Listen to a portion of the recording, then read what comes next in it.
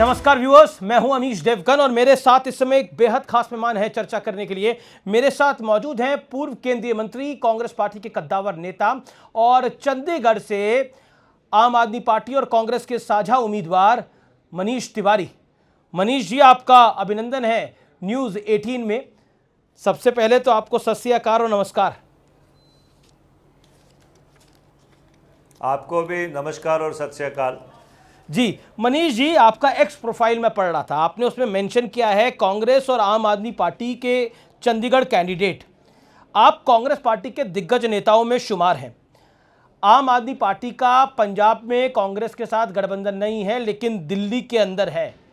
क्या आपको लगता है देश की सबसे पुरानी पार्टी को आम आदमी पार्टी की आवश्यकता पड़ गई है? ऐसा है अमीश जी कि ये जो इंडिया गठबंधन है, ये 3 बिंदुओं को केंद्रित करते हुए बनाया गया है।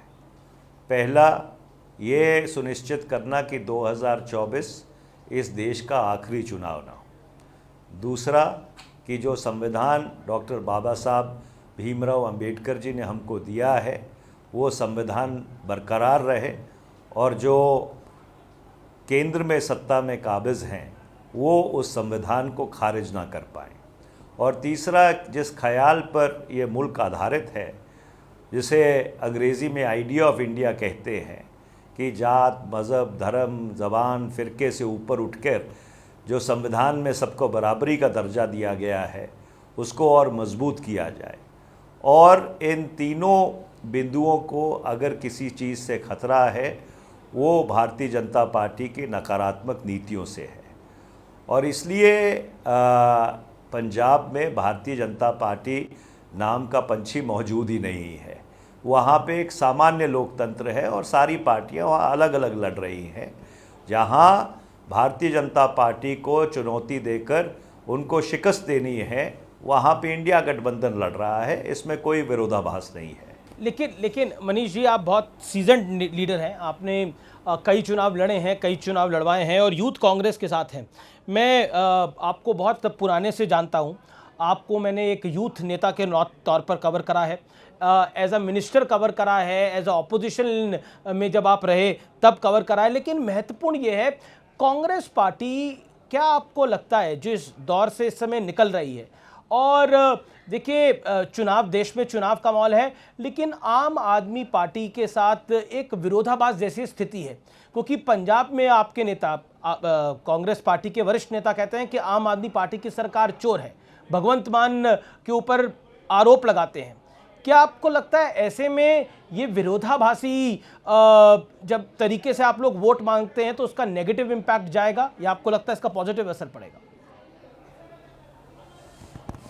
देखिए अमीश जी, उत्तर भारत में शायद पहली बार ऐसा तजुर्बा हो रहा है, पर दक्षिण भारत में ये तजुर्बा हम कई दशकों से कर रहे हैं। केरल में हम लोग CPM CPI के खिलाफ चुनाव लड़ते हैं, बट राष्ट्रीय स्तर के ऊपर हमारा समन्वय रहता है और ये परंपरा पिछले कई दशकों से चल रही है। और इसलिए और केरल में भी भारतीय जनता पार्टी बिल्कुल मौजूद ही नहीं है और उनका कोई वजूद नहीं है। और इसलिए मैंने आपको पहले भी ये बात कही, दोबारा से आग्रह कर रहा हूँ बड़ी विनम्रता से, कि जहाँ पर एक सामान्य लोकतांत्रिक माहौल है, वहाँ पे सभी दल अलग अलग लड़ रहे हैं।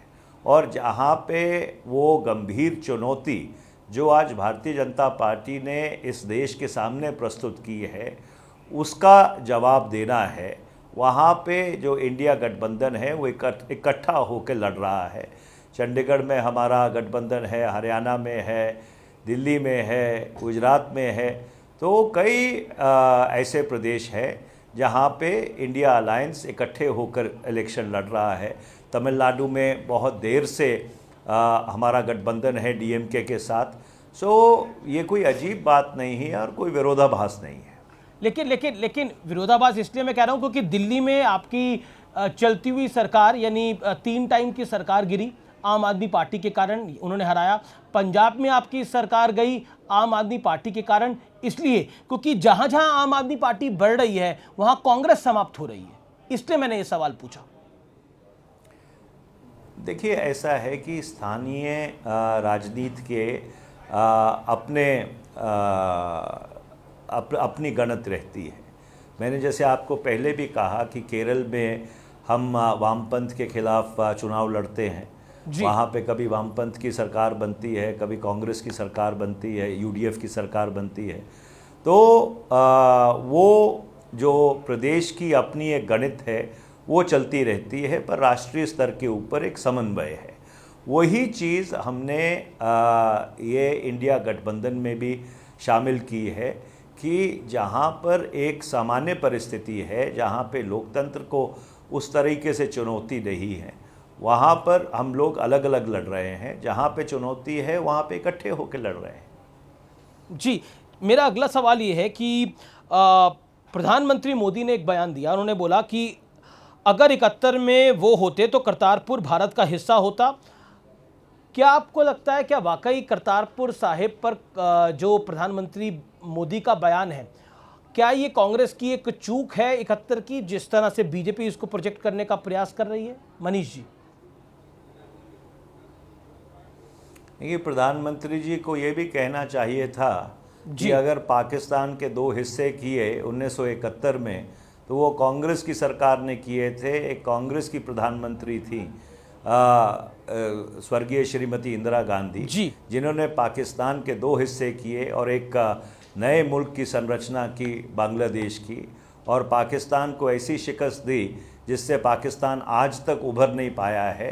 तो प्रधानमंत्री जी जब इतिहास के पन्ने खोलते हैं तो बहुत ही एक सिलेक्टिव तरीके से इतिहास के पन्ने खोलते हैं।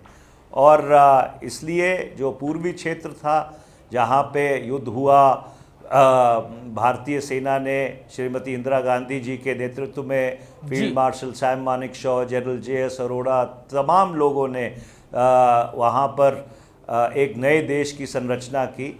जहाँ तक वेस्टर्न सेक्टर था, वेस्टर्न सेक्टर की जो सामरिक परिस्थिति थी वो अलग थी, और इसलिए प्रधानमंत्री की तरफ से इस तरह का बयान सिर्फ क्योंकि उनको लगता है कि उनको कुछ वोट का फ़ायदा हो जाएगा, जो नहीं होगा, क्योंकि शायद प्रधानमंत्री प्रभारी ज़रूर रहे हैं पंजाब के, हरियाणा के, चंडीगढ़ के, पर पंजाब को कभी ठीक तरह से और पंजाब की पृष्ठभूमि को कभी ठीक तरह से समझ नहीं पाए। जी, लेकिन एक आरोप जो भारतीय जनता पार्टी निरंतर कांग्रेस पे लगा रही है कि कांग्रेस के घोषणा पत्र में मुस्लिम लीग की छाप है, और मुस्लिम आरक्षण को लेकर राहुल गांधी के एक बयान को प्रधानमंत्री ने 12 साल पुराने बयान को कोट करा और कहा कि अब बताइए क्या करना है। और दूसरी तरफ ममता बनर्जी के एक ओबीसी आरक्षण के अंदर मुसलमानों को घुसाने को हाई कोर्ट ने स्ट्राइक डाउन कर दिया है।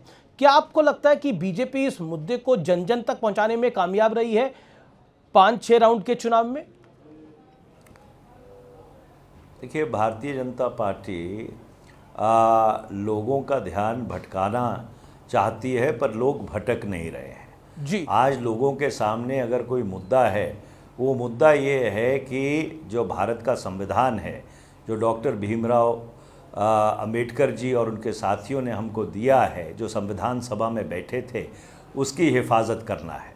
और उसमें जो अधिकार है, आरक्षण है, उसकी हिफाजत करना है।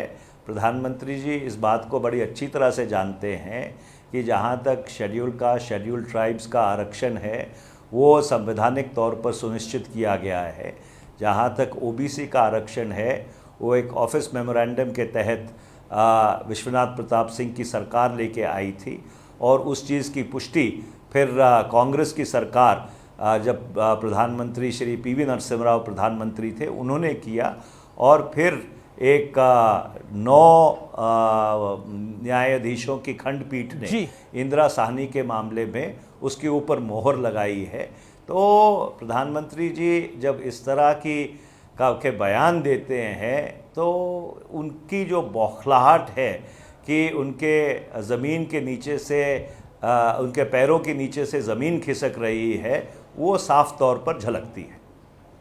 जी, मेरा अगला प्रश्न है, आपकी पार्टी के एक नेता हैं जिनको पिछले दिनों अरेस्ट भी किया था, और उनका ये कहना है कि संगरूर से जो कांग्रेस के उम्मीदवार हैं सुखपाल सिंह खैरा, कि पंजाब में एक ऐसा कानून आना चाहिए कि कोई भी गैर पंजाबी ना तो यहाँ पर ज़मीन ले सके और ना ही यहाँ पर वोट दे सके। इसको आप किस तरह से लेते हैं?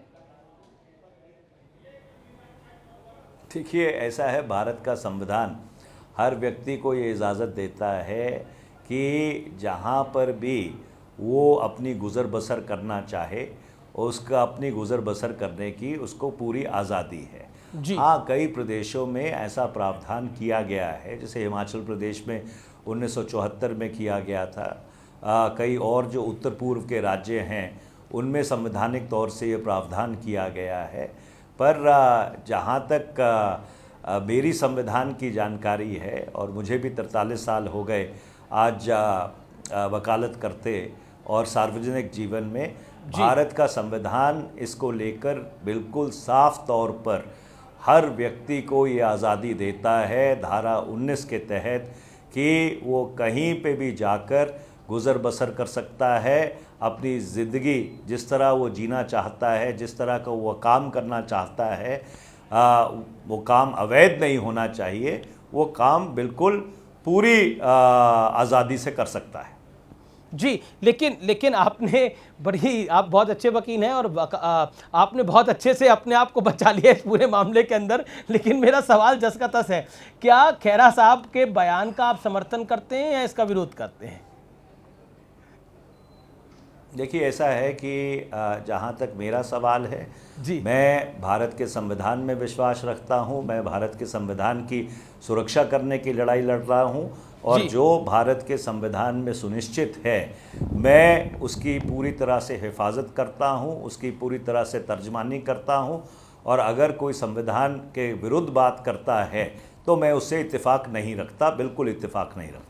बिल्कुल इत्तेफाक नहीं रखते। मेरा अगला प्रश्न है, अभी की इस समय की बहुत बड़ी खबर है, हंसराज हंस पर एक हमला हुआ है और उन्होंने कहा है कि मेरी बाल बाल जान बची है इस पूरे मामले के अंदर। इसको आप किस तरह से देखते हैं? वो प्रधानमंत्री की सभा में जा रहे थे, तलवारें लेकर उनके उपास लोग आए उन पर अटैक करने के लिए, उनका जो आरोप है, इसको आप किस तरह से देखते हैं? देखिए, मुझे इसके बारे में कोई जानकारी नहीं है। आप अभी कह रहे हैं कि एक कोई बड़ी खबर आई है, मुझे इसके बारे में कोई जानकारी नहीं है। पर मेरा ये मानना है कि लोकतंत्र में जो लोकतांत्रिक प्रक्रिया है वो शांतिपूर्ण तरीके से उसका संचालन होना चाहिए और एक शांतिपूर्ण तरीके से उसको वो संपन्न होनी चाहिए। लेकिन उनका कहना है कि प्रधानमंत्री ने मेरी जान बचाई, 15 मिनट तक वो मेरा इंतजार करते रहे। प्रधानमंत्री मोदी फरीदकोट लोकसभा सीट से बीजेपी के कैंडिडेट हैं। क्या आपको लगता है लॉ एंड ऑर्डर पंजाब में विषय है?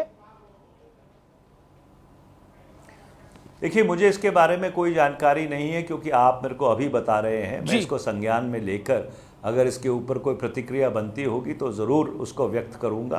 पर जहाँ तक मेरा मानना है कि हर जगह पर, चाहे वो भारत का कोई भी प्रदेश हो, जो लोकतांत्रिक प्रक्रिया है वो एक शांतिपूर्ण ढंग से संपन्न होनी चाहिए।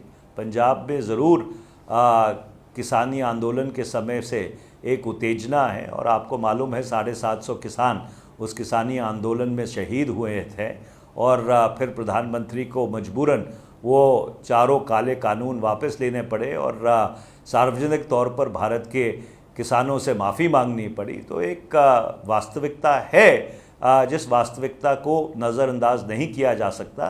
पर उसके बावजूद मेरा ये मानना है कि जो लोकतांत्रिक प्रक्रिया है उस लोकतांत्रिक प्रक्रिया को एक शांतिप्रिय ढंग से संपन्न होना चाहिए।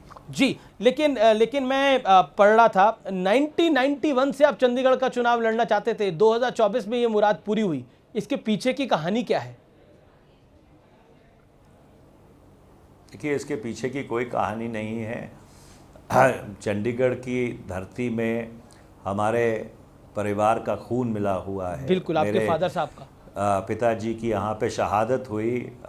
उन्होंने देश की एकता और अखंडता के लिए अपनी कुर्बानी दी, और स्वाभाविक है कि मेरी ये इच्छा थी कि जहाँ पे मेरा जन्म हुआ, जहाँ पे मेरी परवरिश हुई, स्कूल, कॉलेज, यूनिवर्सिटी जहाँ से मैंने की, जहाँ पे हमारे परिवार ने इतनी बड़ी कुर्बानी दी, वहाँ का प्रतिनिधित्व करने का मुझे मौका मिले। पर परिस्थितियाँ ऐसी थी कि पार्टी ने अनेक जगहों से लड़ाया। वहाँ पर भी चाहे लुधियाना हो, श्री आनंदपुर साहब हो, लोगों ने बहुत प्रेम, प्यार, सत्कार दिया, बहुत आदर दिया, बहुत मान दिया, और हमने भी पूरी निष्ठा से वहाँ पे काम किया। इस बारी पार्टी ने मौका दिया है। मैं आपके माध्यम से चंडीगढ़ की जनता को ये विनम्र विनती करना चाहता हूँ कि मुझे अपनी जन्मभूमि की सेवा करने का मौका दें। जी, मेरा आपसे प्रश्न है कि इस चुनाव के अंदर धर्म के आधार पर बहुत राजनीति हुई है। केंद्रीय मंत्री हैं गिरिराज सिंह, उन्होंने एक बयान दिया है, अब समय आ गया है कि हिंदू और सनातनी अगर एकजुट होकर मुस्लिम आरक्षण का विरोध नहीं किया तो हिंदुस्तान को पाकिस्तान बना देंगे। क्या कहना चाहते हैं आप इस विषय पर? देखिए ऐसे बचकाने बयान के ऊपर कोई टिप्पणी करके मैं इसको सुशोभित नहीं करना चाहता। कई लोगों की राजनीति यही है कि किस तरह से समाज का ध्रुवीकरण करें और इससे देश का नुकसान होता है, देश की एकता और अखंडता कमज़ोर होती है।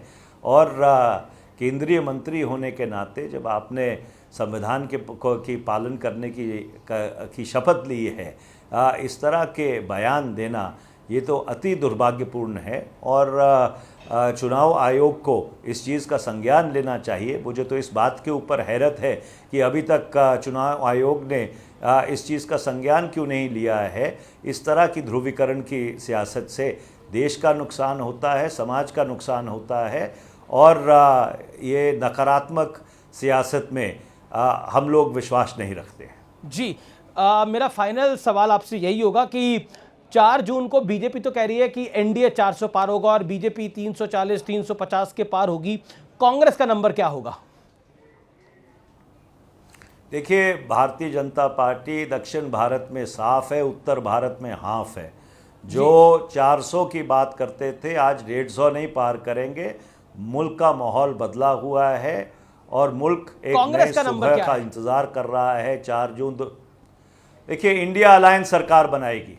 मैं कोई ज्योतिषी नहीं हूँ कि मैं आंकड़ों का लेकिन मल्लिकार्जुन खड़गे ने, ज़मीनी हकीकत है, कांग्रेस प्रेसिडेंट मल्लिकार्जुन खड़गे साहब ने बोला है कि 273 के पार हमारे हैं। क्या ये प्रैक्टिकल है आंकड़ा? कांग्रेस का आंकड़ा 273 के पार होगा, क्या ये प्रैक्टिकल है आंकड़ा?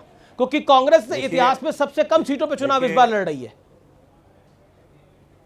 देखिए, मल्लिकार्जुन खड़गे जी का बहुत लंबा राजनीतिक करियर है और उन्होंने अगर कोई टिप्पणी की है, अगर कोई विश्लेषण किया है तो किसी आधार पे ही किया होगा। मैं आपसे ये विनती करना चाहता हूँ कि उनके इस विश्लेषण को आप गंभीरता से लें। जी, चलिए, आपका बहुत बहुत शुक्रिया मनीष जी, और चंडीगढ़ से आप अपना भाग्य आजमा रहे हैं उसके लिए आपको शुभकामनाएं। आप लगातार धन्यवाद आपका। जी, देश की राजनीति में आप लगातार अपने बयानों से जाने जाते रहे हैं और ऑब्जेक्टिव बयानों से। चुनाव के माहौल के अंदर ही मैं बड़ी जिम्मेदारी से बात कर रहा हूं कि आपके बयान बड़े ऑब्जेक्टिव होते हैं और बहुत महत्वपूर्ण होते हैं हमेशा। बहुत बहुत शुक्रिया आपका और बहुत बहुत शुभकामनाएं मनीष जी। बहुत बहुत धन्यवाद। आपने बुलाया, आमंत्रित किया और आज ये जो गुफ्तगू हुई, अमीश जी आपका बहुत बहुत धन्यवाद। Thank you Manish ji.